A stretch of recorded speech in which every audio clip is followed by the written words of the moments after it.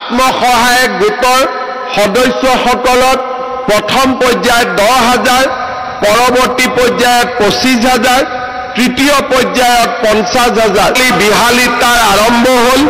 এতিয়া বাকি 125টা সমষ্টিক আমি বিধায়কসকলৰ লগত কথা পাতি আলোচনা কৰি এটা এটাকৈ আমি সভা কৰি আপোনালোকক দি যাম আৰু যোৱা 1 এপ্ৰিল তাৰিখে এই আঁচনিটো শুভ উদ্বোধন কৰিবলৈ পাই আমি গৌৰৱ অনুভৱ কৰিছোঁ।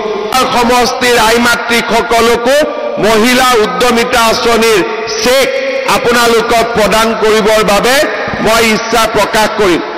ভাল দিনত আহি মহিলা উদ্যমিতা আঁচনিখন আৰম্ভ কৰিম।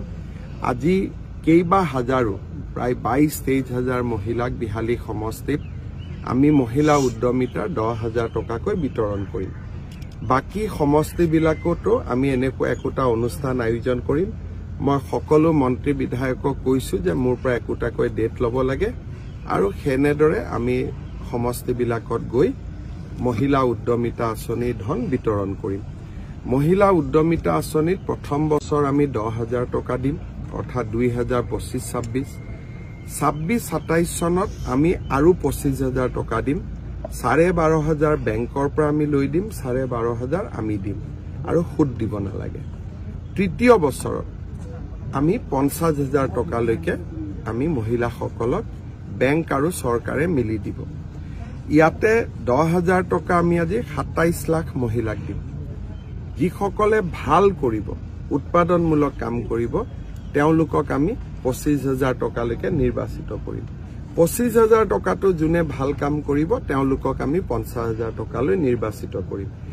কিন্তু প্ৰথম 10,000 টকাটো আমি সকলো আই মাতৃক 27 লাখ গাঁৱৰ 3 লাখ চহৰৰ আমি সকলো আই মাতৃক দিয়াৰ বাবে সিদ্ধান্ত লৈছো।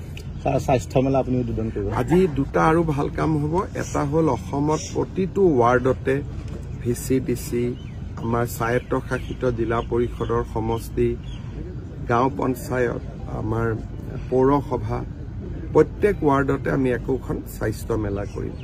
তাৰো শুভাৰম্ভণি হ'ব। আজি আৰু এটা আমি নতুন কাম কৰিম।